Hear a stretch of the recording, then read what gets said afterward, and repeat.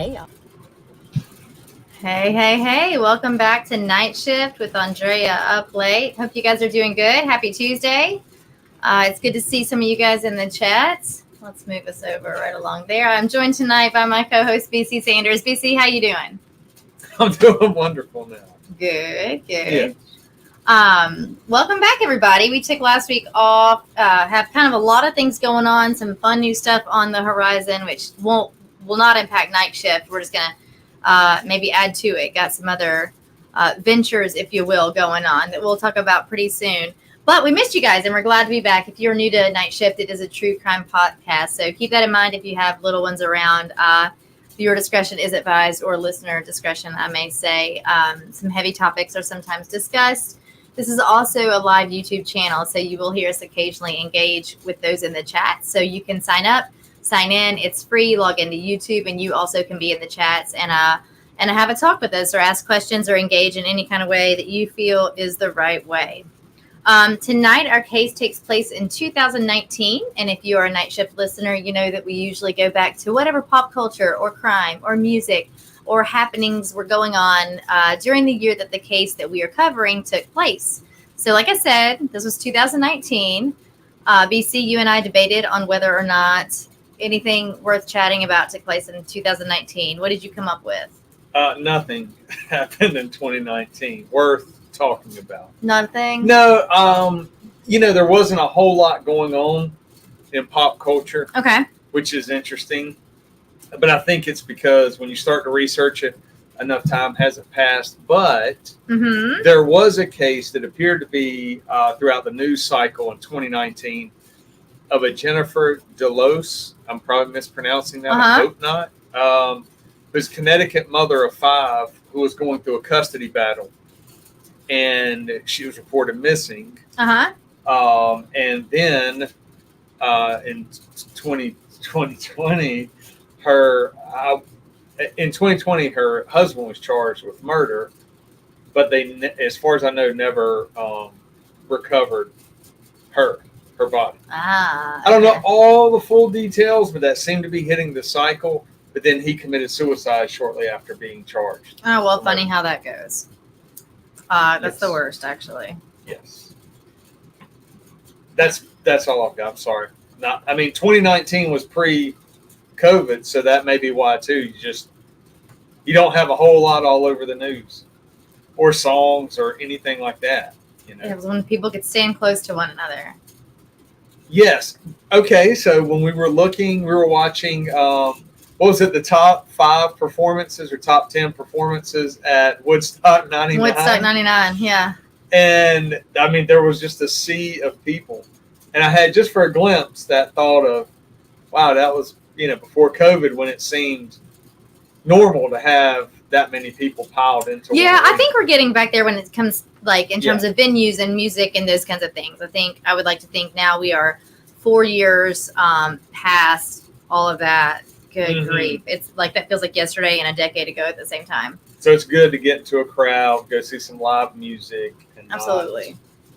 Although I will say that when we watch the Woodstock 99 footage, I can't, with every year that passes, I fully understand now why people will say they don't want to be engaged in that kind of a crowd. Like, I'm all for a ton of live music, and a big crowd doesn't bother me, but the masses like that, I don't know if it's the claustrophobia. I don't know if it's the fear of mass trampling, but I can't, if there's one emergency, everybody's out, and we've seen too many crazy things like that happen. So, I'm out.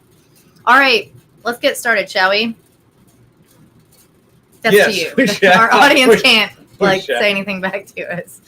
All right, let's get started with a little bit of statistics on missing people. Okay, so this case, as you know, I often cover unsolved, not always, and sometimes they're pretty well solved, but just not quite convictable, if you will. So not quite convictable is a good t-shirt logo. Put that down. All right, so about over 600,000 people are reported missing in the United States every year. Most of these are resolved pretty quickly. Sometimes there's maybe a mental health component, right? Sometimes the person isn't really missing at all. Maybe they left voluntarily. Maybe they don't want you to know where they are and they choose not to tell anyone. It could be due to a domestic violence situation. Someone just kind of slips away quietly. Maybe it could be just plain miscommunication, but really only a small number of missing person cases each year actually involve foul play. So we've all been made aware by now that the first 24 to 48 hours, right? So I've got a TV show named 48 Hours. But I would say with a cap, a max of 72 hours, are extremely critical. And this makes the 8-month window, 8 months from when Angela Green went missing until police were notified, difficult to overcome. So if you feel like you missed something there or misunderstood me, you did not. Angela Green went missing and 8 months later was reported to police. And let's talk about how that came to be. All right. So Angela Green was born in northern China to 2 college professors. And in the late 1990s, a friend of her parents set her up with Geoff Green. Geoff was an auto mechanic at the time and a salesman from Kansas who was kind of back and forth to China for work. Geoff was divorced at the time, and he had a daughter from his previous marriage. By the way, Angela will not know any of this until a year into their marriage. Red flag number 1. Angela was unwed at the time. She had no children, and she was anxious to start a family. So she and Geoff hit it off pretty quickly. Their first date was at the Hard Rock Cafe in Beijing. Ultimately, Geoff goes on home to Kansas, and the two continue to remain in communication, mainly through letters, just like, snail mail, guys, written letters. Finally, about a year later in 1998, Angela moved her whole life to Kansas, and she and Geoff got married.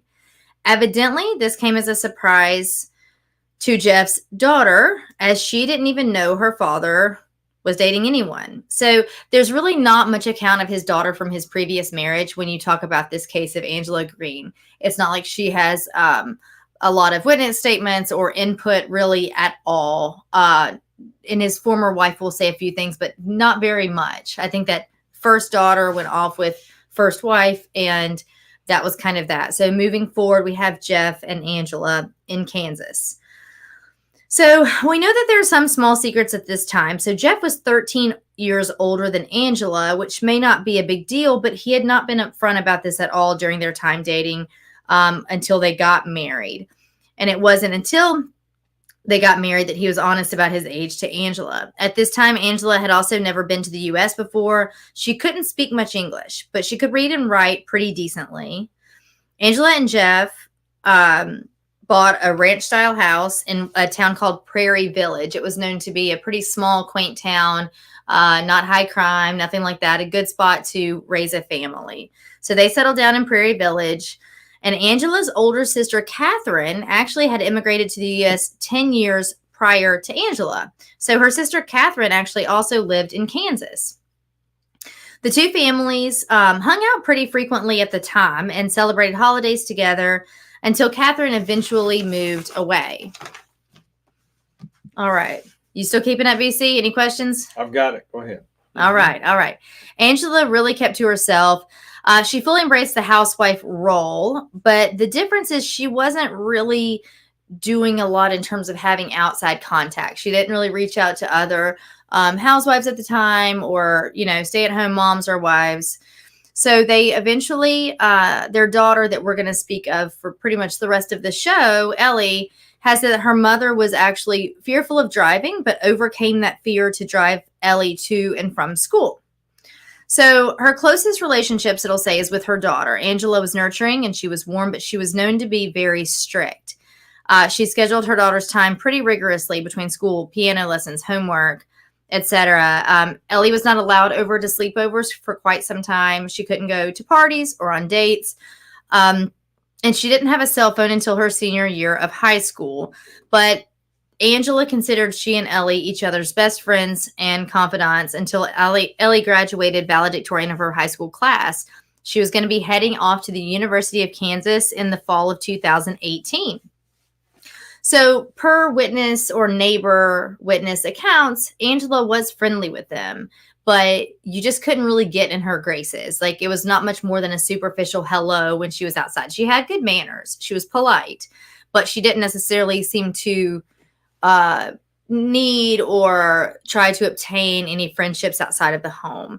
So one of the neighbors, Rebecca LaGill, said, quote, "She was tall and beautiful and soft-spoken, honestly a little intimidating." Rebecca's daughter was close friends with Ellie in elementary school. And Rebecca said, "I'm a normal Midwest mom, sweatpants and bedhead, hoping to get the kids to school on time. But Angela was always put together and made life look effortless." So we know that Ellie's friend's mother states that she tried to get to know Angela over time a little bit better, but that wasn't going to be very easy. She said that it wasn't a home you could just kind of swing by without notice. Okay. And she doesn't really elaborate, but you kind of know those types of homes where you just don't feel comfortable unless you call first. She also stated that even if she were trying to organize play dates for the girls, that Geoff had to be in the loop. Now, I'm not clear here if this is due to Geoff's insistence, like a rule he has imposed upon Angela, or if this is because Angela felt a bit subservient to him and this was just her choice to include Geoff on plans like this. So that's not super clear. Most people who saw them said that Geoff and Angela actually seemed very happy together. Catherine, Angela's sister, said that she believes that they were in love. But there were some other people in their community that didn't quite understand the connection between Angela and Geoff. As far as Ellie knew, her parents functioned kind of more like, she'll say later on, like business associates more than romantic partners. But also, as we know, a kid only knows what they know. So they know what they're growing up with. That's what's normal to them. But as she got older and kind of experienced more life and saw other couples, that's how she would refer to her parents, more like business associates. She said they didn't even kiss in front of Ellie. They didn't sleep in the same bedroom. And Angela was very, very reliant upon Geoff. And so it kind of depends on how you read this or the source from which you get it. But it sounds like, depending on the day or the week or the year even, this could have been at Geoff's insistence or at Angela's desire, or maybe both. Maybe this worked for both of them, that she was set up to be quite reliant on Geoff. She didn't have her own money, debit cards, bank cards, these kinds of things. She had to ask Geoff for the things that they needed. She made pretty much all of their food from scratch. She was very cost conscious.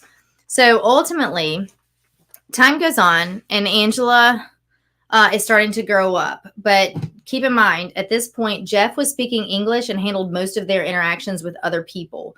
The language barrier between the man and woman was a bit of a source of tension. And so Ellie will say, quote, "My dad speaking almost no Chinese and my mom speaking English not very well caused a lot of things to be misinterpreted, from little things, from what you may want from the grocery store, to bigger things." And so Ellie said her role tended to be that of mediator a lot of the time.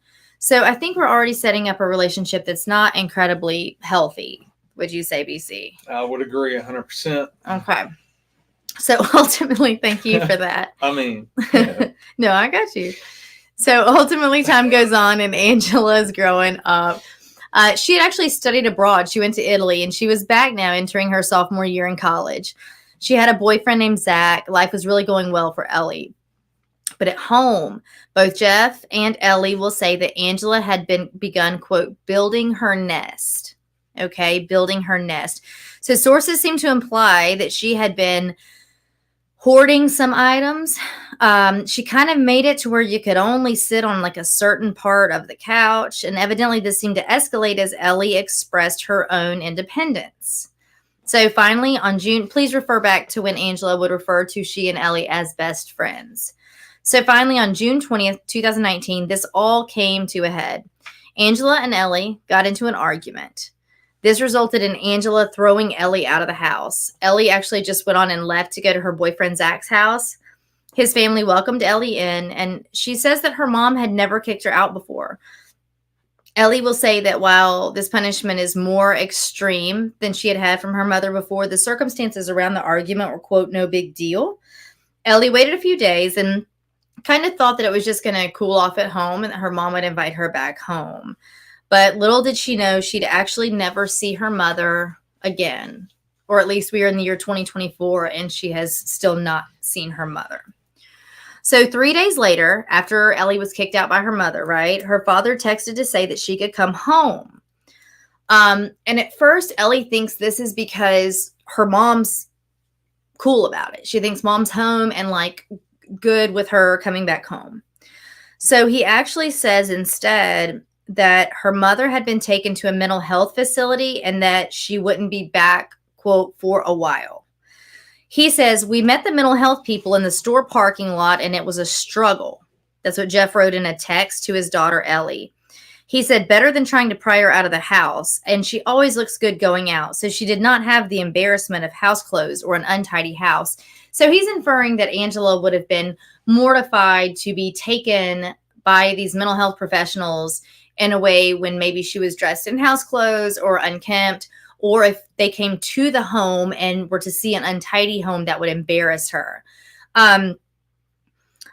He organized this whole grocery store parking lot situation. He said that he called them and, it was kind of like she needs to be taken. Like her mental health is spiraling. She needs to be taken. And they were to then meet her. And per his story, they met her and essentially abducted her to whisk her off to this mental health facility.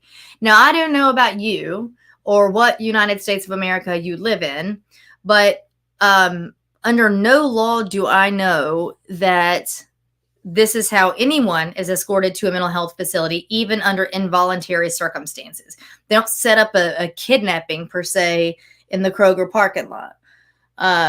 Do you know of anything like this happening where they call in and set up ahead of time to intercept in a parking lot? Yeah, I'm not aware of staff like doing that. Officers have had to do that before, but that's usually when it's so exigent that this person is some type of a threat to themselves or a third person, like or spiraling where you have to do that.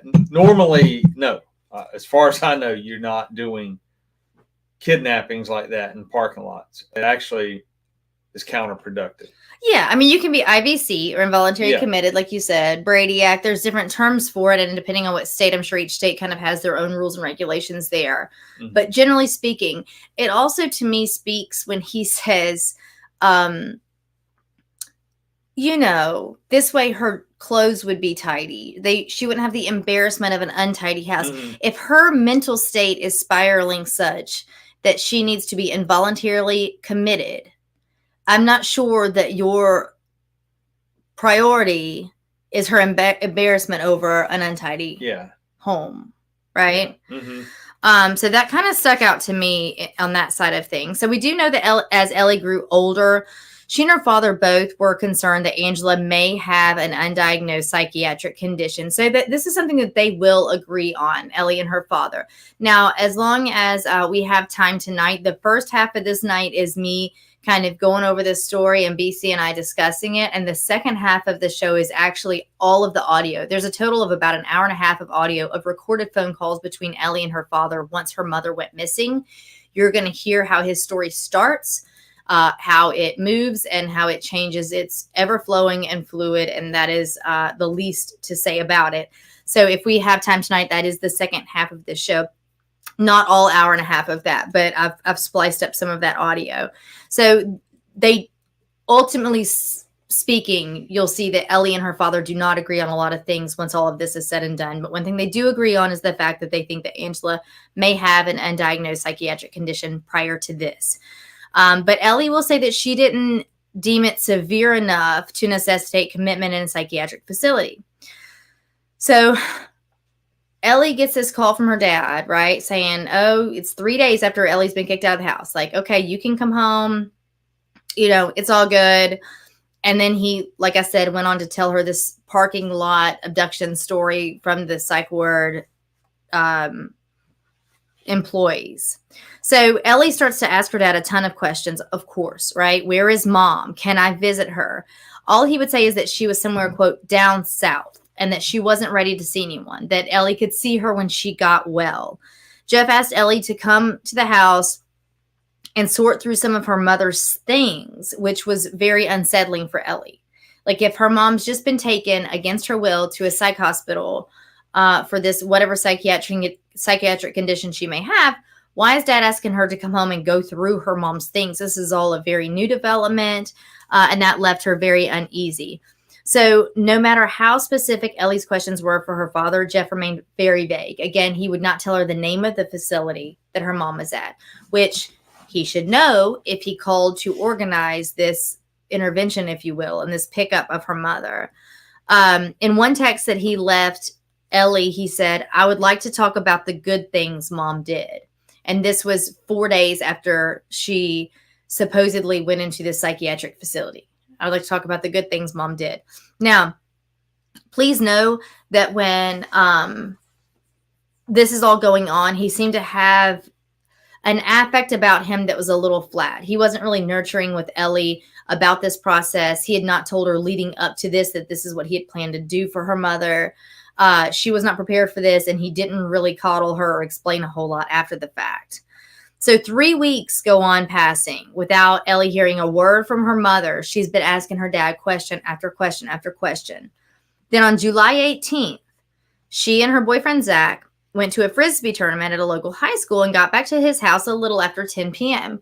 Well, Geoff has called to sort of secure an appointment with Ellie, if you will. He wanted to meet Ellie over at Zach's home. So about 10:30 that night, Geoff goes over there. He sits down with Ellie, and this is when he had very, very big news for Ellie. He actually tells her that while in the psychiatric facility, Angela, who, by the way, was 52 years old at the time, 52, had died of a stroke. So he says, he doesn't even say your mother, by the way. This is something to pay attention to. He says, Angela has died of a stroke, which is, to me, some interesting wording for a father to say to his daughter. I'm going to call that distancing, BC. I think you would be correct. So obviously Ellie is left reeling. She can't get her head around this. She's comforted by her boyfriend, Zach, and his family. But she stays there. She doesn't go home with her dad. So Zach's family stays up with Ellie all night, comforting her, consoling her over the death of her mother. So the next day, Ellie calls her dad to ask more questions. She's trying her best to understand her mother's death. She had not had any kind of physical, medical health history that would indicate that she was going to be, having any issues with blood flow or strokes or any of these types of things. So she asks him a lot of questions. Geoff never actually tells Ellie the name of the hospital still, right? She still doesn't have the name of this hospital. He only goes so far as to say, again, that the hospital had been down south. He stated that he didn't want to have a memorial service. Something else was communicated that was very odd. Quote, he did not want to tell Angela's family. He said he would notify them, just not yet. So not only did her sister, Catherine, and the rest of her family not know that Angela had been involuntarily committed into a psychiatric facility, now he does not want to tell them about her death. Why would someone not want to tell someone else about a death, BC? Because they don't want to have to answer a whole lot of questions about that death. To be tactful. Yes. Meaning, in most normal situations, the person closest to the decedent would be explaining to the family what led up to the death. Okay. And it sounds like, according to his story so far, it would be that she went into a facility based on mental health issues that she had that her family may or may not have been aware of. Right. And then she dies in the facility. So he says. So he says. But he doesn't want to tell the family. But he doesn't want to tell the family this.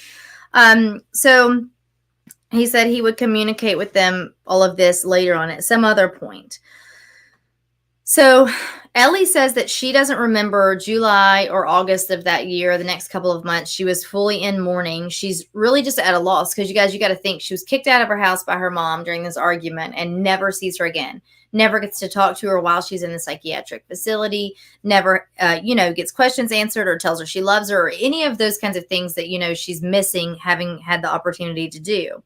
So she says that she spent that time mourning and stayed at Zach's house and that she would communicate pretty often with her dad via text, and they would have dinners occasionally, maybe once a week or so.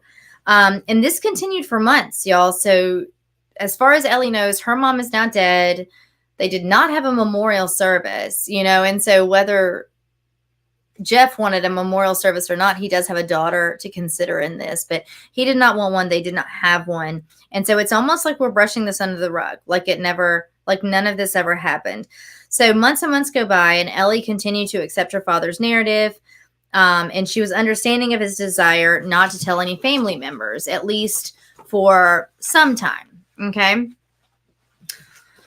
So finally, Ellie's frustrations grew. By now, she's starting to ask her dad some more pressing questions, trying to get some more information. All right. So her frustrations grew, and she had to talk to someone else about it. You've got to think, y'all, all she really has is her boyfriend and her boyfriend's family, which I will say his parents have been amazing through all of it. As far as I know, Ellie and her boyfriend, Zach, are still together. Zach's mom had said that, at some point during all this, a few months later, like she and her husband tried to reach out to Geoff, wanted to at least talk to him, try to help him. Can we cook you some meals? Do you need anything? And she said that she told Ellie that she would, be there to support her in whatever way Ellie needed. She said that she told her she could be ultimately later on surrogate mom. She could be an aunt figure. She could be a friend, a confidant, whatever she needed in her. I did like the fact that Zach's parents, because this is something I was actually a little bit concerned about, that the mom told Ellie pretty right away that, she and Zach don't have to stay together for this, like in terms of them helping her or being a support system for her mother, that even, if she and Zach broke up, that she would still be there for her. And I think that was good to not put that pressure on the two of them, so that feeling like she would lose someone else that she could kind of trust and talk to. So finally on February 13th, 2020, she called her Aunt Catherine. That was Angela's sister, remember, who had come to the United States 10 years prior to Angela. So Catherine was ecstatic when she saw the area code come through on her phone. She had not talked to Angela or Ellie, for that matter, for about 8 months. Prior to this, they had been close, but they weren't in just constant contact anyway, but they had never gone quite this long. So she was looking forward to being able to talk to Angela on the phone. But when Catherine picked up the phone that night, she heard Ellie, and Ellie was crying.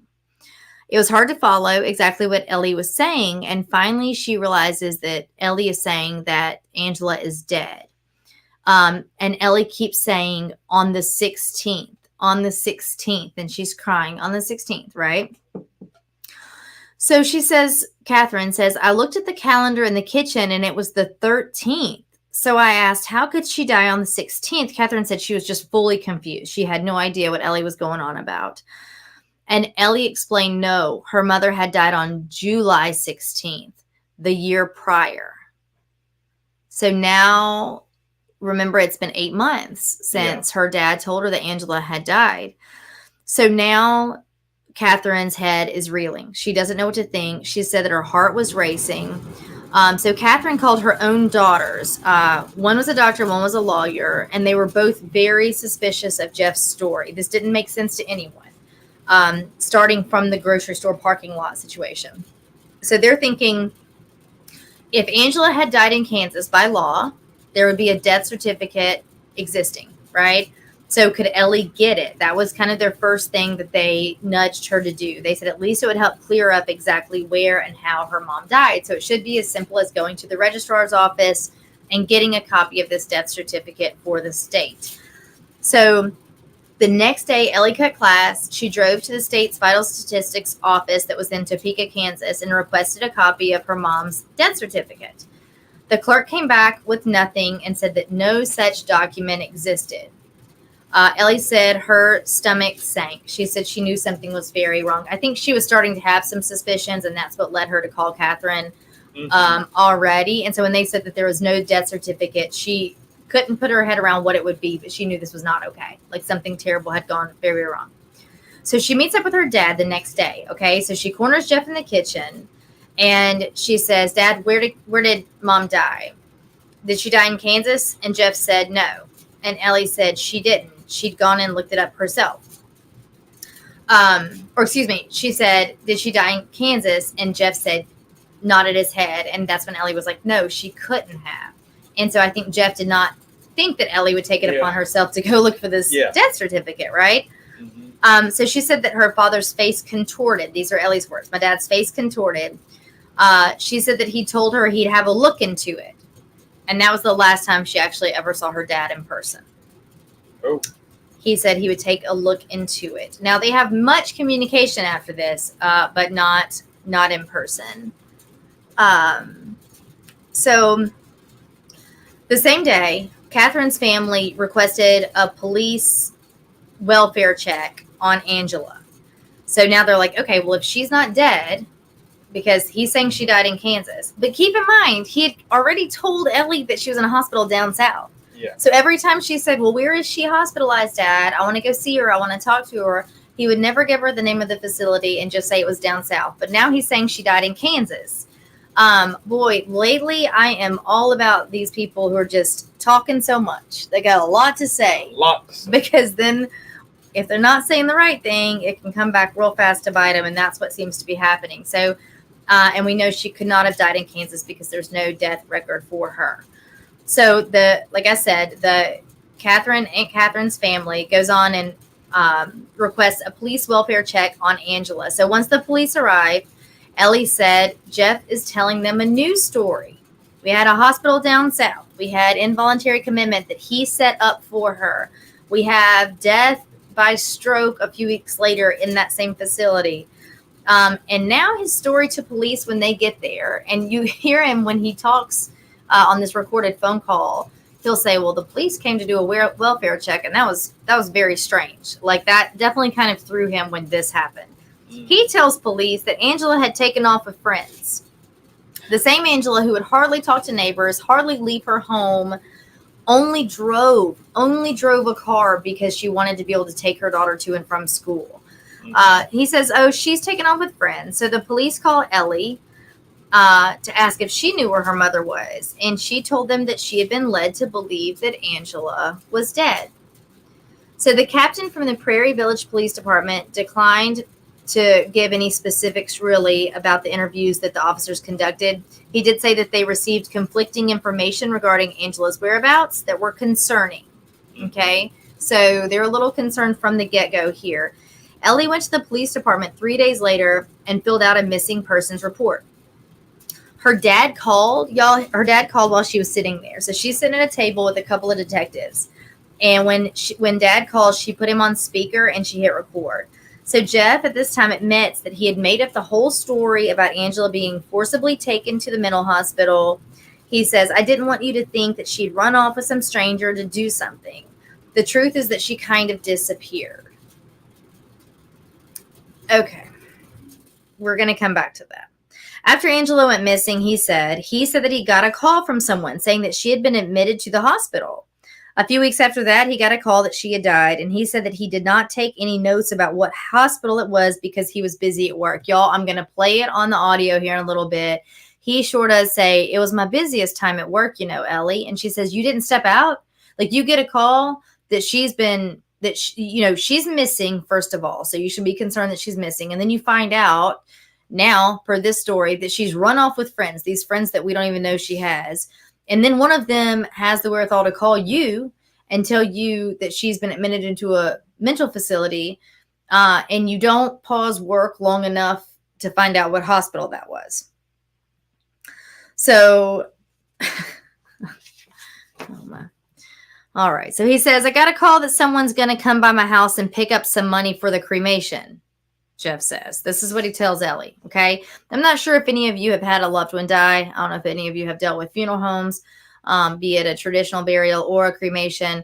That's not how this cookie crumbles, okay? There's a lot of paperwork involved. You have to have a death certificate before you bury someone, first of all, or before you cremate them. You're signing paperwork left and right. There are rules and regulations that these facilities have to adhere to, okay? So he tells Ellie, I got a call that someone's going to come to the house and pick up money for the cremation. They're just going to knock on the door and grab some cash, okay? Mm-hmm. So he says, I got an urn, and they dropped the urn back, and it was all done by phone. And so they told him that it was going to be about $1,500 cash. He gives them the money, and they come back a few days later with this urn, okay? Ellie asked Geoff, she finally just says, "Did you hurt Mom?" You're going to hear this response, and he literally just says, "No." And that's all he said. So for Ellie, the most confusing thing was that he really just seemed to not have any interest in finding his wife. This perplexes her. You'll hear her ask him about this often. And he'll say, "I don't know where to look or what to look for." He said, "You're stating that as if I'm going to go out and walk up and down the streets and knock on doors and look for her. And no, I'm not going to do that." So he does the opposite of what a lot of families do in these cases that we cover, okay? Instead, he sits back and says, "The police have this. We're going to let them do it. They know what they're doing. I don't. I'm not going to knock on doors. I'm not going to look for her. I'm going to let them do this." Very, very hands-off. So in March, police executed a search warrant at Ellie's family home. This was the first time many of the neighbors even realized that Angela had disappeared. That lets you know, how housebound she was, how introverted she was. So a neighbor, when referencing the search warrant day, stated that she saw about 10 police cars the day of the search and noticed that officers were digging in the Green family's backyard. Police officers also obtained a warrant in the neighboring town of Olanth, and evidently they come through a wooded area and a pond and looked through a storage unit that Geoff owned there. They took cadaver dogs out and they didn't get any hits. Let me ask you, BC, if you do not know, BC is a retired homicide lieutenant, so he offers a lot of expertise when we are covering these stories. BC, what kind of PC do you need? What kind of probable cause do you need, to go to the family home and start digging in the backyard? You need a lot. And when I say a lot, PC is PC. So probable cause is probable cause. But yeah, you would have to be able to articulate what the crime is and what type of evidence you're looking for. So the search warrant is not vague. It doesn't just mean go look and find whatever you want to find. Mm-hmm. You just put specifically what leads you, what type of investigation you're doing, what leads you to that location, and then what crime you're investigating and what evidence you expect or what is probable to be on that property. So if they have a search warrant and they do dig according to neighbors, mm-hmm. then possibly they're locating something. They have developed some type of part of their investigation to believe they need to be digging up property. Okay. Yeah, I mean, I felt like that they got to have something, right? They got to have some inkling or some, knowledge of something to know that that's what they're doing. Which also means they're working the case and not sitting back and just being lazy. Yeah. And then also, if he has done something, as in killed her, then now he's going to be a nervous wreck, or potentially inside a nervous wreck, maybe not on the outside, but it's going to change his channel a little bit. For sure. So this is what the neighbor says that she saw anyway. Okay, so about a year after Angela's disappearance, Ellie chose to go public with photos of her mom on Instagram. At first, she had kind of avoided talking to the media. She didn't want to disrupt police work. But Ellie got to a point where she blamed herself. She was mad at herself for believing that her dad, that his word was true and for obeying his instruction. We all do these kinds of things, but I guess Ellie looks back and she says, man, why, I'm crazy. Why did I think that any of that was normal during that time? And when really she just, trusted her dad and did what he said.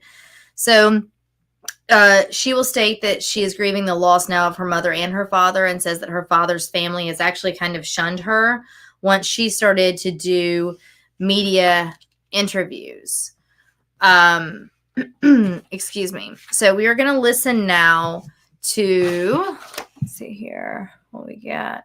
We are going to listen to some audio recordings of, these will be calls that Ellie makes to her dad, and she records them all. So this was at the urging of Michelle, her cousin, her Aunt Catherine's daughter, who is a lawyer, said essentially, keep coming up with questions, wait a few days, call your dad back again, record what he says. This is all very important.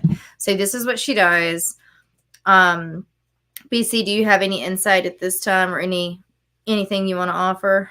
I would say if I were assigned a missing person case like this, I think I will be getting the full resources of the department. This is not like the normal missing person case. This is not, hey, this person didn't show up from work or that sort of thing. It's been 8 months. Yeah, 8 months. And the person closest to the missing person has the least amount of information or is providing the least amount.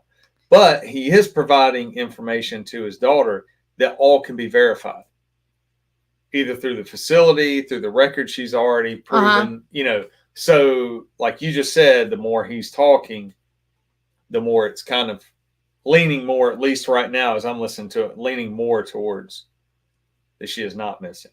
Yeah. Yeah. And let's see how you feel as you listen to Dad, because, we've talked about this a lot, but as you actually hear someone's tone and inflection, it can do a lot to sway what you're thinking about what they say. So we're going to listen to a little bit of this. Let me see here. I've got a ton of time stamps. Here we go. Tell me if you guys have any trouble hearing this once it gets going. I was going to force her to go see a doctor. So I guess she took that and decided that it was time to do something. So she, or I don't know, I'm assuming all this. I really don't know if this is correct or not. Anyway, what happened was I got a call at work that she was going to the hospital to get checked out, and then I got a call that she was being evaluated, and I couldn't see her until I guess it was the following weekend. So I made plans to kind of go down. Right. Set aside time. I didn't make any plans to do anything other than, okay, when I find out that I can come see her, I can see her. And where was that? Well, that I need to see if I can find out something, because I didn't get any. This is all done by phone at work when it's busy and it's crazy, and it was like, we'll call you back and let you know when you come. And so, okay, so I figured I'd get information on where to go at that time. And then I got a call that she had passed away, and then I got a call that funeral things and what do I want to do? And I'm like, oh my God, and it's crazy time, and I can't really think straight, and like, okay, let's do cremation, because I don't know what kind of arrangements we're going to be able to make her house soon, and so then I got a call that someone's going to come by the house and pick up money for the cremation, and so I did that, and then they dropped, I got an urn, and they dropped the urn back by, and it was all done by phone, and now that I think about it, it was like... When was that? That was back in July, so... What about the story you told me about, like, taking her from a parking lot and... Well, I didn't want you to think that she had run off with some stranger to do something. Okay. So there he's saying, I didn't want you to think that she had run off with some stranger. I'd rather tell you that I had her forcibly taken, like, surprise style to a mental facility from a parking lot, rather than you think that she's run off with someone. Anything that you're gathering yet, BC? So, I know it's early on. Yeah, but when we've talked about baseline before, I don't know what his baseline is. Like, in other words, you know this, but like, I don't know how he normally talks with his daughter or other people, but he's talking about his wife, her mother, to his daughter. Yes, to his daughter dying, in this facility, all this. He sounds like when you and I are talking about a grocery list. Right.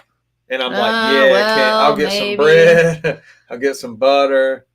I'll get some chicken. You know what I mean? Yeah. It was all very, almost like that cadence of, and then he kind of glossed over, oh, well, this is all done by phone, of course, or whatever, however he worded it. But he also glossed over, like, and I was at work, and they said this, and I said, huh? Right. And they said they'd call back, and next thing you know, they call me and say she's dead. Yeah, when people put a lot of detail on the frivolous stuff that you don't need. Correct. And then they gloss right over and that's when I was told she was deceased or what. Like, that's a big problem. Yeah. Yep. All right, let's listen to some more. Maybe. Big problem. I don't know why, but it is.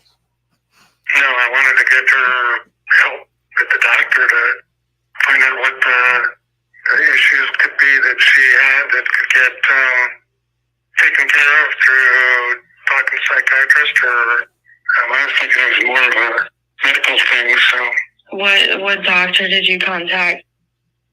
I didn't contact the doctor. I needed to take her to any doctor. I told her we could go to our doctor. I told her we could go to any doctor she wanted to. So, what's your doctor? Like, what was her doctor? Her doctor, she's only been to one doctor in her entire life while she's been here, and that was the doctor that she went to see, who was there for your birth way back then, 20 years ago. That's it. She absolutely refused to go see a doctor for anything. Well, I hope you're telling the truth, and I just want to know the truth. As bad as it is, like, it stresses everybody out. So just tell me as soon as possible. Like, seriously. Listen up here. It's so not fair. You know, I'm her daughter. She loves me. She would want me to know the truth. So I don't want any fabrication of stories anymore. Do you understand? Yes, I understand. Even if you're trying to protect me, just tell me the truth. Yes, I will. Okay. So, the yes, I will. Oh, let me say something. Oh! So, she basically just called her father a liar. Yeah. She said, however she phrased it. She said, well, I hope I can believe you. I hope you're telling the truth. Yeah. And then he did not get indignant. He got quiet. He did. Yeah, exactly. He didn't say, I have been telling the truth. I'm always going to tell you the truth. Or, what do you mean? Sorry that I didn't exactly explain everything perfectly. I was protecting your emotions or feelings, but I have been telling you the truth. Mm-hmm. I know. So that's exactly what I caught, because he had been so detail oriented, like you mentioned, to the things that don't matter. The mundane parts of all of this, not actually that she was in a facility, or was she in a facility, or how she got there, or the circumstances surrounding her death. You know, everything else was detail oriented. And she said, well, you know, I hope you're telling the truth. And he says nothing. Right. And then she says, you know, it's important to me. Like, I'm her daughter. She would want me to know the truth. It's important to me to know, even if you think you're protecting me. Yeah. I want you to tell me the truth. Will you? He said, you know, do you understand? He said, I understand. And she said, okay, then I want you to do that from now on. And he said, I will. Like, yeah, right. He didn't say, I have been. And he does sound, I guess he's always probably monotone like that. Yeah, he's from Kansas. Word. Okay. So we're going to play a little bit more before we wrap it up tonight. But let's see here. He says, yes, I will. Sorry, you guys. Let me get us to the exact little point that we need to be at here.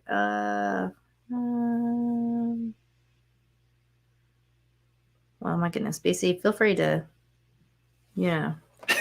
Just talk. Yeah, always. You know, I mean, when you're this case, we haven't really talked about much. No. I knew just enough that it was a missing person. And I always say that I've always been intrigued by missing persons, because 99% of them are not homicides. Yep. But then there's this one. Thank you for that. All right, let's hear some more, guys.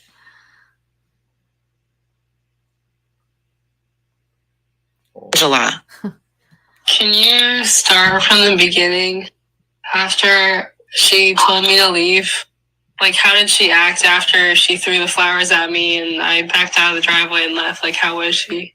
Just same as she'd been before that. From what I saw, she was building her nest to stay in and not contacting anybody, not wanting to talk to anybody or go anywhere, do anything. How long did that last? Well, it was that way, slowly getting that way for over a year. And I would tell her that she needs to go see the doctor. She needs to go get this checked, get that checked. I told her that we could do it here. We could do it with my doctor. There were women at that doctor's place. She could meet some of the women. And we could go to the hospital. We could go to the bar. We could take her to the doctor. I mean, I tried to get her to do everything. And I told you about the plan that I had to trick her, and I thought, well, maybe there's some other things. So I checked with mental health, and they told me that there's a code you can use if you call the police, and they'll come and they'll take the person in for evaluation. I thought, well, that'd be a much better way to do it. So I explained so that Ellie, so that Angela could save face. I told her that she needs to get checked out. She can either get checked out voluntarily and go, or she could be forced to go get checked out. There could be estrogen levels that are off that can be fixed very easily. Listen up, y'all. There's chemical imbalances. She was eating goji berries by the handful every day. Goji berries. I know it's not good. Talking to a mental health person to kind of get her back out of whatever. Which mental health places did you look at? I didn't look at a particular mental health place. I didn't care which doctor, which hospital, which mental health place. None of that mattered. Just as long as she went to see somebody. So the only thing I wanted to do was get her to go see somebody. So, and when was the last time you saw Mom? She's pressing. I don't know. I didn't write it down. I'd have to go. How many days after I was kicked out did she leave? Or like, was it hours or a day? I remember everything about you can get kicked out other than she kicked you out, and I went in and told her that this is it. Stop too far, you need to stop. This is what has to happen. But as far as what day it was, I don't know. I'll have to see if I can jog my memory as far as what day it was. Y'all hearing this? Are you hearing this? I'll have to jog my memory as far as what day it was. I'm not sure if it was before July 4th. Was it after July 4th? In fact, if you have a date, something so significant as a holiday around the time you're saying someone goes missing, does that not reinforce even more to you? Specifically when? Even better, the daughter does a good job of framing the question, saying, how many days after Mom kicked me out did she leave? Or I think that's how she phrased it. Meaning, in other words, this was the big event. No matter what happened, me getting kicked out of the home is the big event. Yep. How many days? And I think she says even, or hours, or she says, was it later that night? He said, later. I think it was even later than that. Right? And so he never can be specific on this. He's specific on the phone calls he gets about her. He's specific on how his story, y'all, is not that he involuntarily committed her. It's not the story he told police that she ran off with friends and at some point found herself in a mental institution. Now it's that he told her, you take yourself there or I'm going to take you there, but that's where you're going. So now we're on the third version of how she either did or didn't get to the mental facility, which, by the way, we still have no records. There's no records to the end of time of her being in any mental facility in Kansas or otherwise. There's like a Johns Hopkins website. There's these things you can do to find, to reach multiple databases to find this out. She was never institutionalized. All right. So this hospital, spoiler, never actually even existed that she was in. But we have 3 different versions of how she got there at this point. So when the daughter asks him, and then he says later. Remember, she was kicked out. Ellie was kicked out of the home on June 20th of that year, 2019. He says, no, it was after that. She says, when? And then he said, and he's the one who offered, which makes me wonder about July 4th. Because he offers up. I don't know if it was before July 4th or after. I'm going to have to think about that. Makes you wonder a little bit about July 4th. Yeah. So there's that. I mean, this guy. Well, that's a good follow-up question. I'll be like, well, what did you do on 4th of July? Yeah. You know what I mean? Like, what? What, just in general, like why is it that he's keying in on that? All right. And also, if you have a loved one and you're the person pursuing the IVC or the involuntary commitment paperwork, you know where they're going. You know what I mean? Because he said he called and arranged it originally. Right. Yes. But then he said she ran off with friends and must have had an episode because they called him saying that she was in an institution. Yeah. That's what he told police. Yeah. Which again, still there should be a name of some institution. However she got Nope. He didn't have it because he was busy at work. So he said they called him and he said, that's my busiest time of year, you know? And she says, why didn't you step out? And he was like, I was busy. I didn't catch the name. Next thing you know, they call and say she's dead. That was like 3 weeks later, by the way. I'd also ask him about his insurance bill, but go ahead. If he didn't get it on are you talking about how he tried to call and change his beneficiary status to take her off of it? Oh, no, I didn't.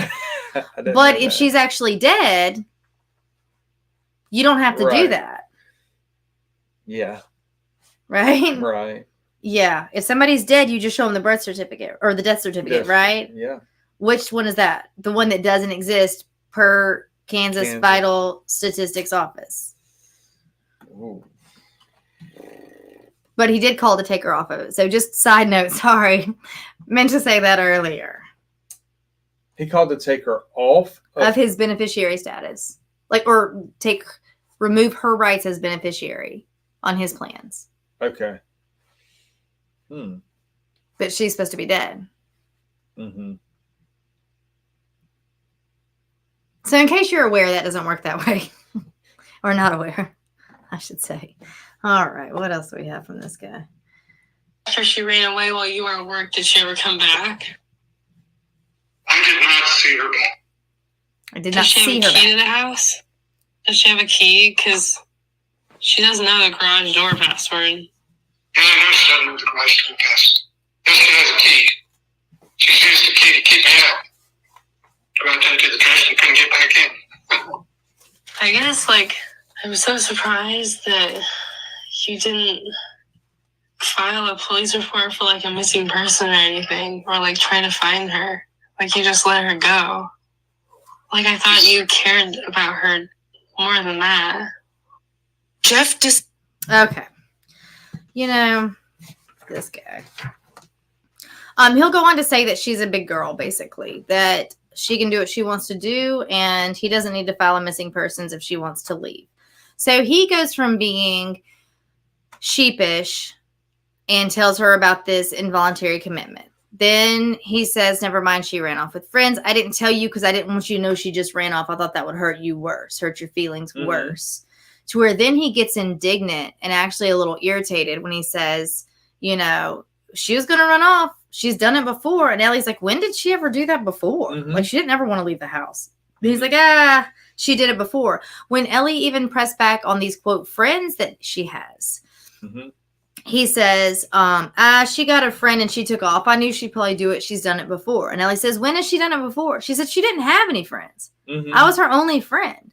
I mean, ultimately, that was kind of the problem, was that Ellie was it's a normal problem to have, but Ellie was growing and gaining her wings and getting a boyfriend and going to college and traveling abroad. And this was starting to send Angela in more of a spiral than they had seen prior.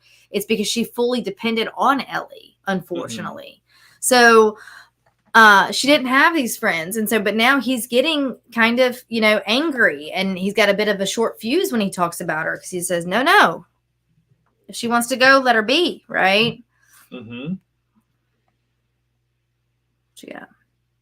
No, I mean, cool. So if there's a missing persons report filed, I'm quite sure there's an interview that he did with police. He didn't do one, though.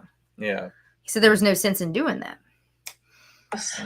How many times did she do that?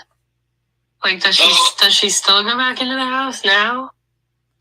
Real quick, he's starting to say that now his story is that he thinks she comes to the house when he's at work. Okay.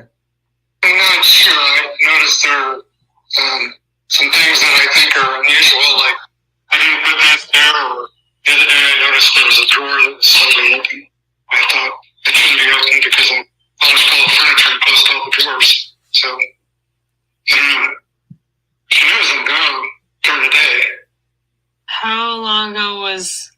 was like that drawer open? Makes me, because I just noticed it a week or so ago. I didn't tie it to anything until I heard there was no death certificate, and I thought, oh, that's another unusual thing. That's a rather unusual thing. He said, I thought she was dead until I found out there was no death certificate, and I thought, well, that's a rather unusual thing. And so now that he thinks that she's not dead, yeah, he thinks she's coming to the home while he's at work. Why would she be coming to the home? Why wouldn't he stage his car somewhere else and meet her at home if he thinks she's coming to the home while he's at work? He says that she's leaving drawers open, and he knows that he shut all the cabinet doors and shut all the drawers, but he thinks, that drawer is open. Angela must have been here. And maybe I missed something. Is he telling his daughter at some point, I don't want your mother to come back? No, I don't care about her. I don't want her. He turns to, like I said, kind of being indignant in the sense that, like, if she wants to come back, she can. But okay. I'm not going to go look for her. I'm not filing a missing persons. If she chose to leave, like, that's on her.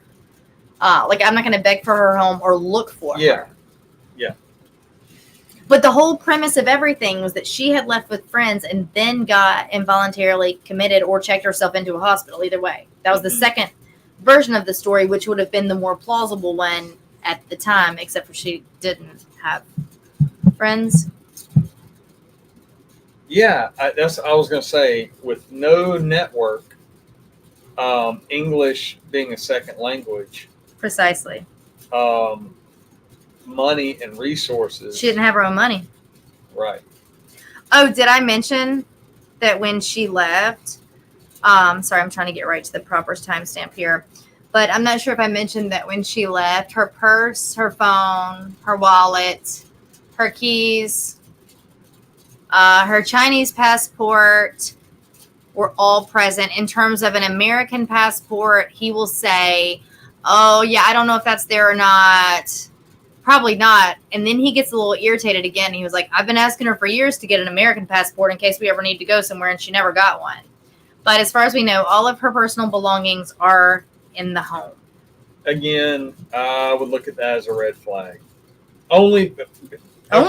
Meaning someone with a lot of resources and they're in a very severe, abusive relationship. Okay. And they know they got to sever ties. They're going to make necessary steps, and then boom, they're cutting ties and then they're leaving.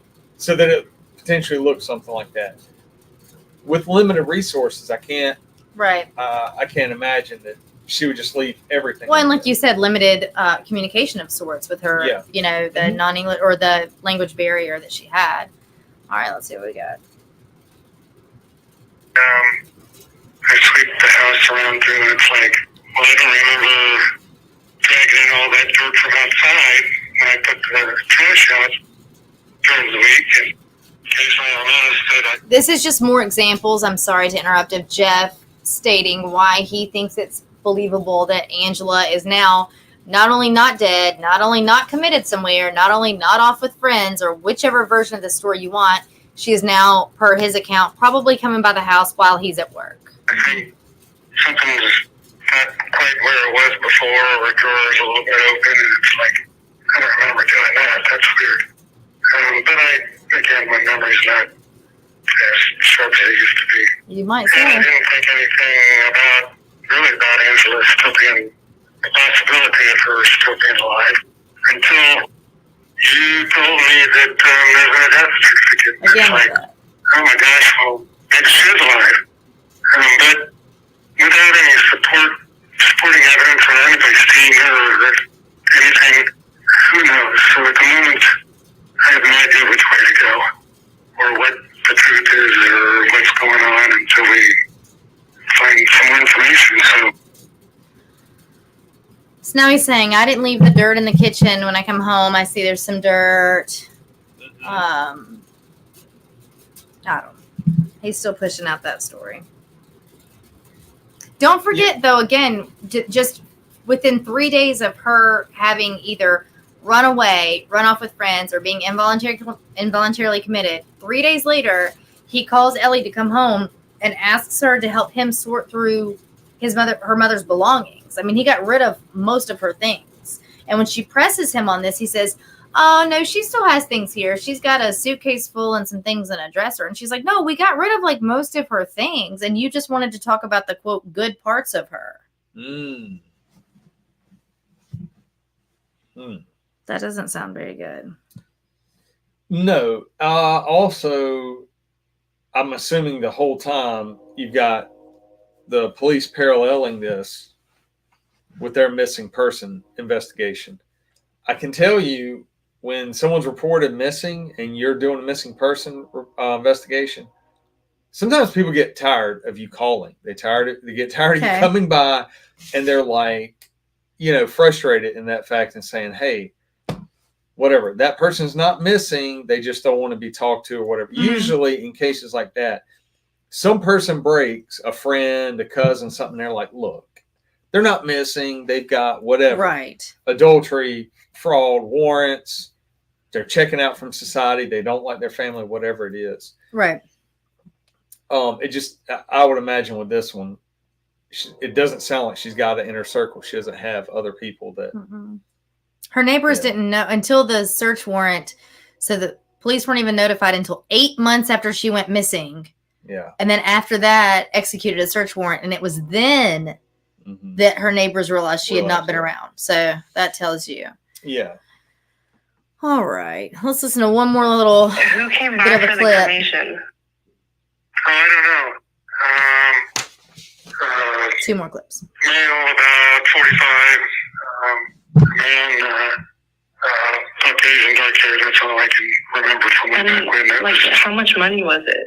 It wasn't much. It was $1,500, which is about right for cremation. So. And where are the ashes at now?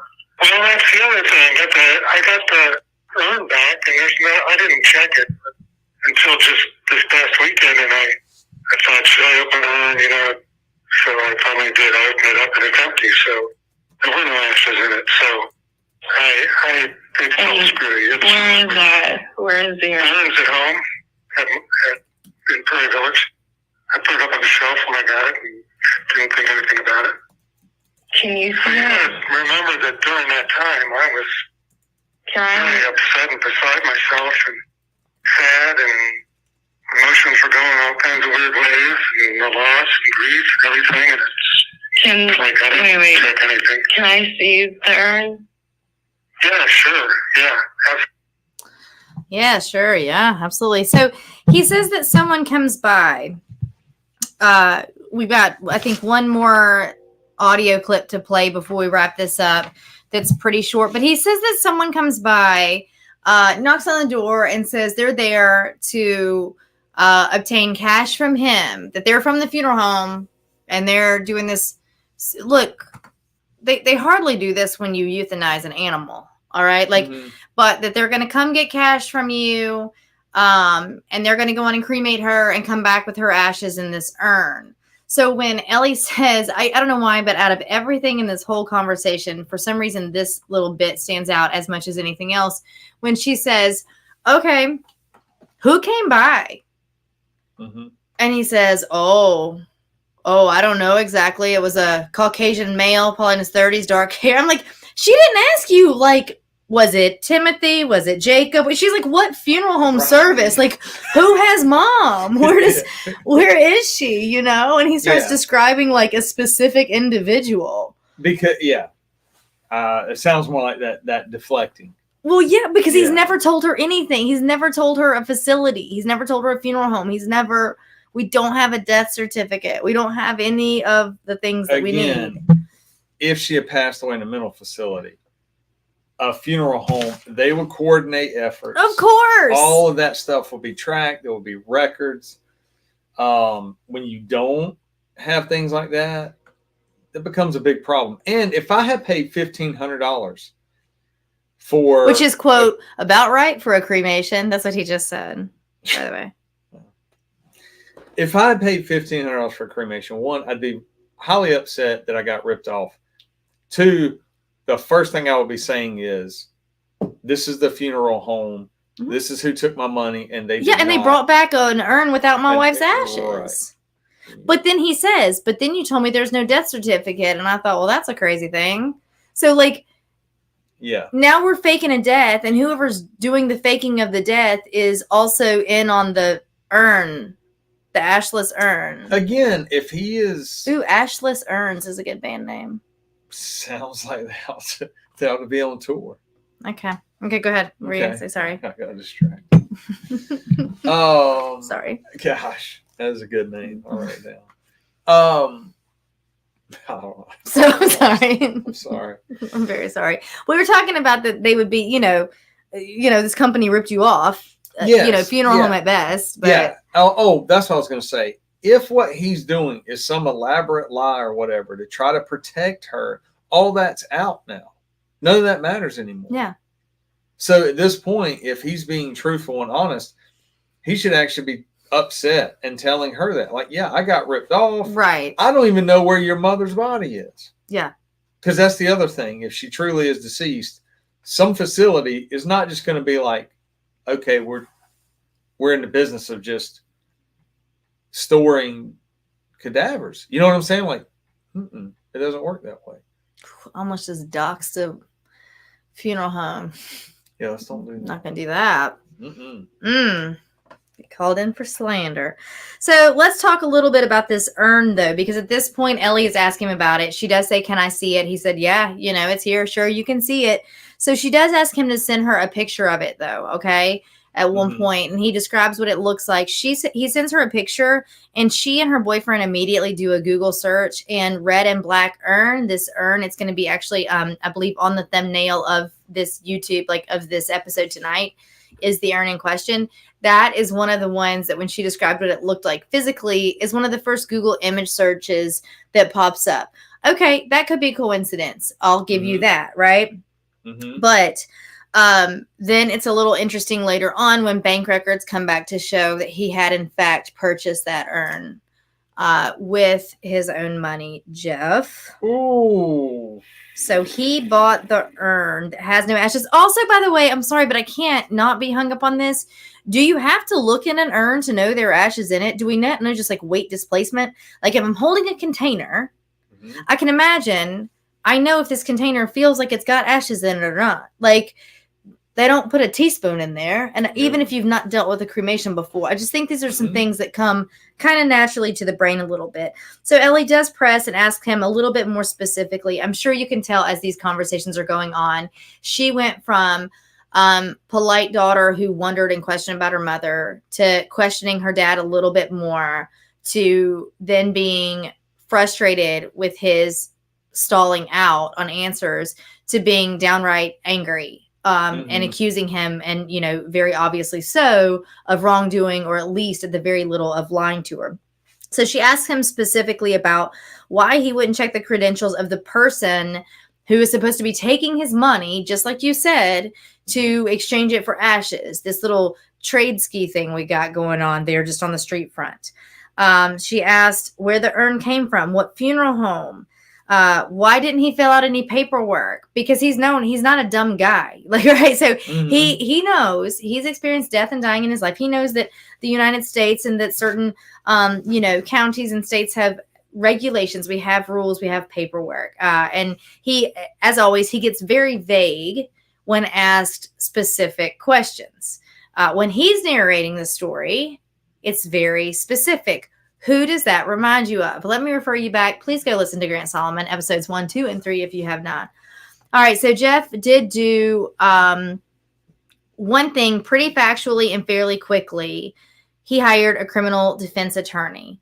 So when police came and issued that search warrant and went about his home and started to dig up in the backyard and this and that, he lawyered up.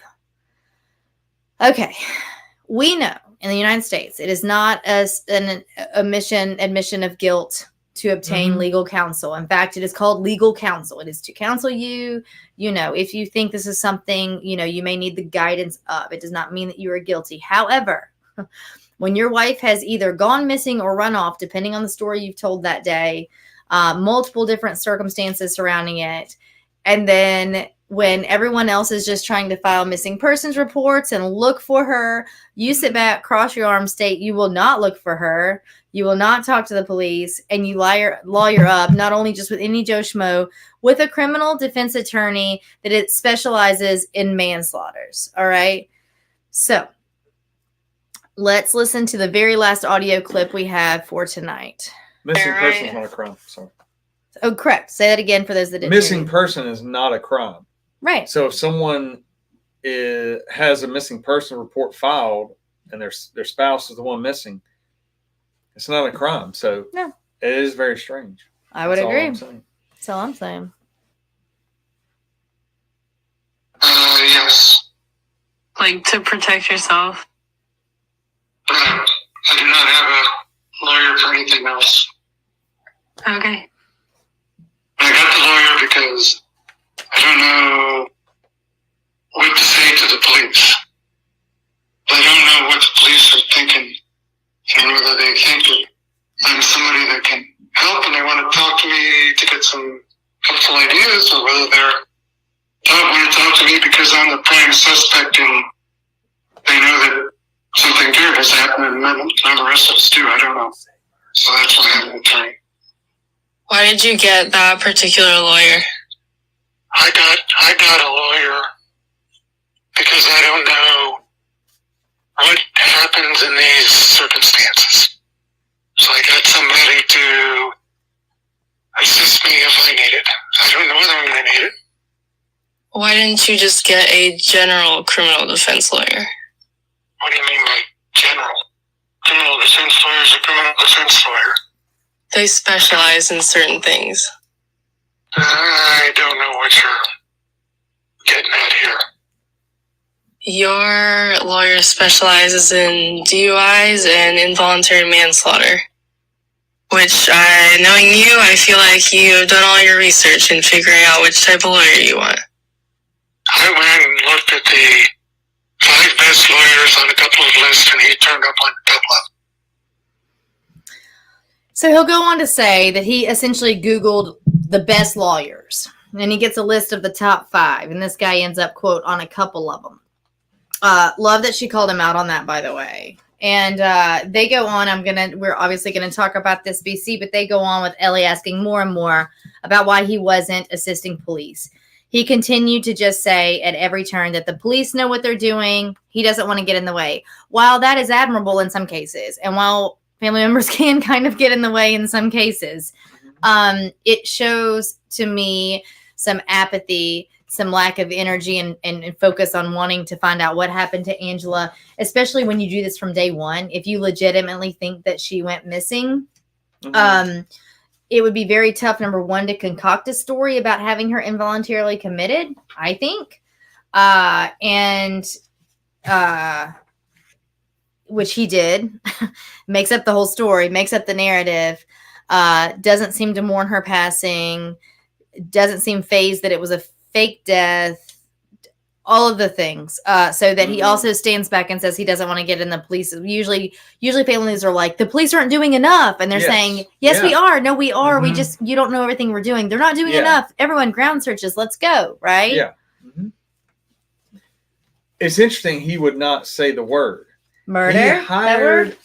He hired an attorney and then wouldn't say, I mean, like I said, that's why I said earlier, a missing person case is not even a crime. You're just trying to find the person.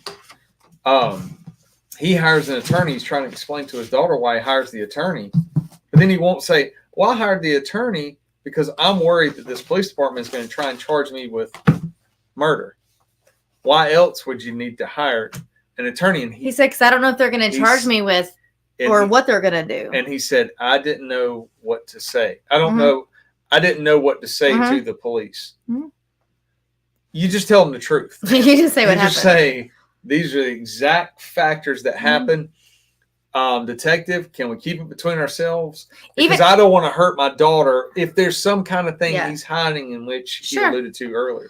Or, you know, he and Ellie both will say now, like that around that time, they both feared that mom had an undiagnosed psychiatric condition. Mm-hmm. So if that's the case, he could, that even more to that story, right? Like, I have no idea. I'm actually really worried about her because we were wanting to get her diagnosed. We're afraid she's going to have a psychotic break. And now that I can't find her, I'm actually concerned for her life. Or even if he's so frustrated with her that whatever that in his mind he thought they might divorce, they might do whatever. Still, in order to clear his own name, you would think that he would give them every bit of detail that he could, so that they could find her. Because you're right, if she was going through something, some type of schizophrenic episode, right, or battling some mental illness that could explain some of the erratic behavior. That could also explain walking off. Yep. Wandering off or getting, but he has not gone that route. He has not. He is not. The opposite. He sounds like he's tried to create this story and the daughter is checking him out on every turn. There's some Reddit holes about him planning some hostas in the backyard. There's some interesting things going on. Like when you start looking at the ideas, the theories, some of his behavior in the time since this happened. Whatever it is that transpired. I think it's a little bit of both if we're doing the speculation game at this point. I do feel like it's a little bit of both. I will say Ellie is fully convinced that her mother is no longer alive, and she absolutely thinks her dad had something to do with it at this point. But I think there may be a little bit of all of it. I think Angela was behaving the way because it's something that Ellie and Geoff agree on. I think that she did consider Ellie really her true best friend. And I think she was an introvert that was starting to hoard things, which we know can be kind of comorbid. Comorbidity is like a few different things going on at once, right? So it can be a comorbid condition with depression. Often I think you find hoarding with depression, maybe with anxiety.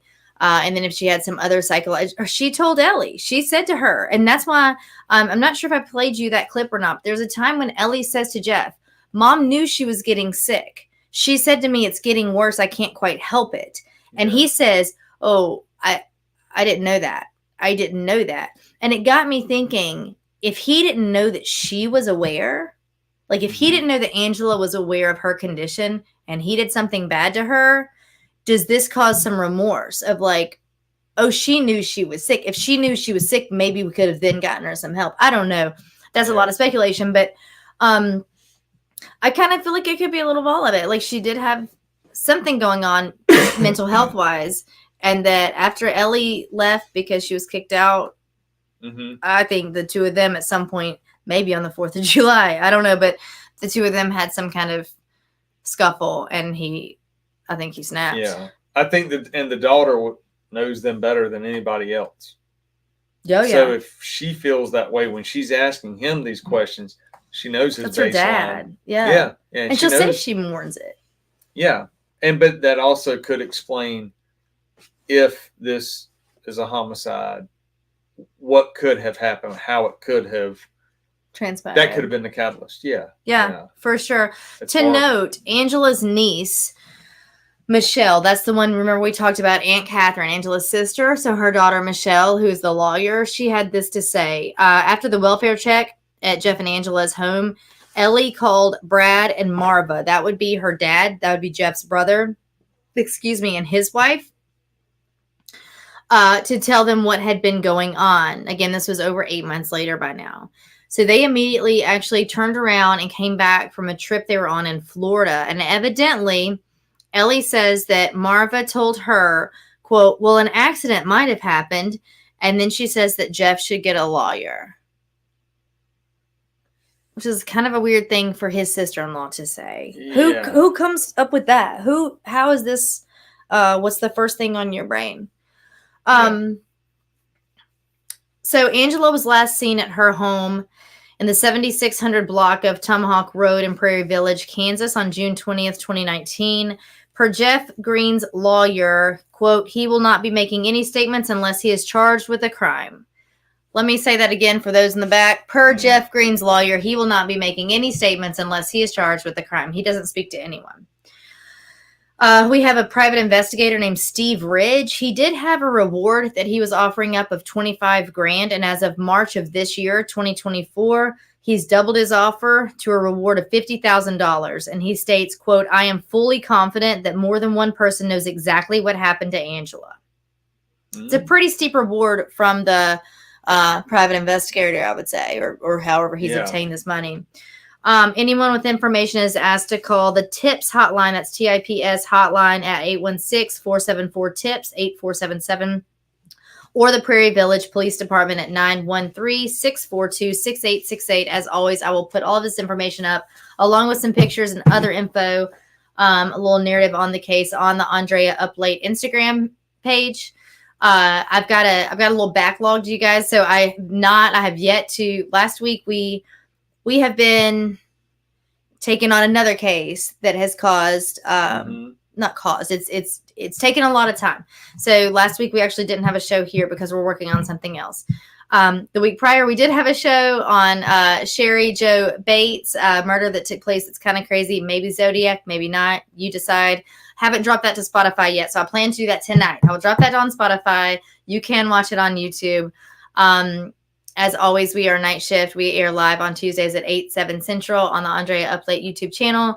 And you can listen wherever you listen and stream your podcasts after the fact. You guys, please, if you would, things are slowly growing a little bit since I've gone independent, but I really appreciate your support. And it's happening. But if you don't mind, please hit the like. Leave a review, whatever. I think on Spotify, it's only like a button. On Apple, it's a narrative. Do whatever.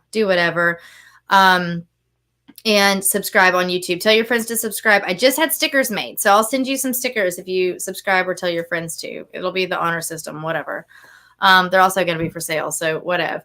Also, you can follow BC Sanders at the Disruptors Podcast with BC and Ski. He has a new website that I would highly, highly recommend you going to check out. It's actually called The Disruptors with Brian Sanders. .com. Yes. Yeah. So the Disruptors with BrianSanders.com has all the information you need. So when he's talking about gang classes, training, it's a one-stop shop. It'll give you updates on his podcast, talks a little bit about Night Shift, but then from there you can scroll and literally click on which class you want to take on the date that's offered, pay through the website, and you're done. You're linked in. So he offers a lot of variety there. He's got t-shirts for sale. You can also do that through that website. Okay. So Minor League Studios is who we're still using for merch. They're great quality tees, super soft and wonderful. So go on and give him a like and a follow at BC Sanders and at the Disruptors Podcast with BC and Ski. Also, I will pin it to the top of my Instagram because I keep forgetting to do that, but that way it'll continue to be current. But we do have the shirts. We're calling them it's kind of a cool, almost like throwback font that just says, we know what, and it says you did, and then it says that summer. Again, refer back to the Grant Solomon case, episodes 1, 2, and 3.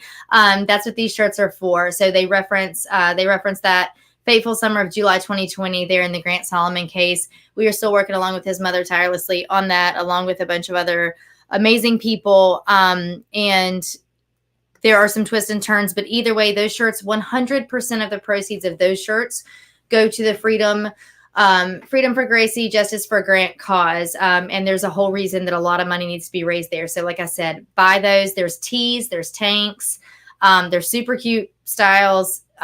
Doesn't look like any fundraiser shirt I've ever seen, which I really like about it. And so, like I said, again, 100% of those proceeds go toward the cause on Justice for Grant. So well worth it. Again, you can just go to Minor League Studios and find the link for those. But in the meantime, that's all. I don't know. That's what I say in the meantime. In the meantime, go get a second job so you can buy more shirts. Yes. Yeah, I do think that. I think people should buy a lot of shirts. I also think that if someone's watching this YouTube video, they should post a comment. Oh, on YouTube. On YouTube. Yes. Also, people listening, if you're on Spotify or something, just create a YouTube account and then join us live. Join us in the chats. We enjoy it. We enjoy seeing you guys every week. Yeah. There are a few people that have now created accounts and they jump on and they're like, oh, I didn't know you could do that. It's like, it's free. It's easy. Yeah. And to those of you that listen, like I said, just via streaming, that's great as well. Do that. but we do put, like I said, on the Instagram channel, we do put, or page, we put the pictures and things like that come back to the case. So that's always awesome. And we've had a lot of like kind of random feedback, if you will, or communications this week. So we have someone that reached out who's a body language expert in North Carolina and wanted to kind of chat over some of the stuff we've talked about. We got one of our buddies reached out, and come to find out we all have these weird connections, and I don't know, we're able to bridge some news from people that we knew years ago to people he knew. I don't know. So there's a lot of interesting little webs we've got going. But either way, we really appreciate you guys. We love you and appreciate you coming and showing up every week and listening once this drops to streaming. I don't think I have anything else. Am I missing anything? I don't think so. All right. Well, hey, Change Gang. We got Change Gang in the chats. We got Marine's Blood. Who else we got in here? I know we had Sillimander. There she is. Bosco was in. Got Bosco. Early. Bosco had a great show the other night. It was hilarious. Yeah, Bosco was live the other night, and we were able to. Got Davey. Yeah. And you guys keep sending stories. Y'all have kind of taken a little break. Got David J. Keep sending cases you want us to cover. Yeah, we've had a few of you send some recently, but that's kind of taken a lull. So get back to sending those to us. We really enjoy hearing those, and I love to kind of comb through them and see what we want to talk about. So I've definitely broken down cases that y'all have sent more than a couple of times before. So send those in. What we got here? Wish I was here sooner. Yeah, well, should have been. Been a lot cooler if you were. That guy's like tardy to class every time. every time. But well, we appreciate you. We're glad you're here. Yeah. All right, y'all. Well, you know what? We're gonna log off here for the evening. It is getting late after all on this night shift. So we appreciate you guys, and we cannot wait to see you soon. So until next time, we will see y'all next Tuesday. Night, y'all.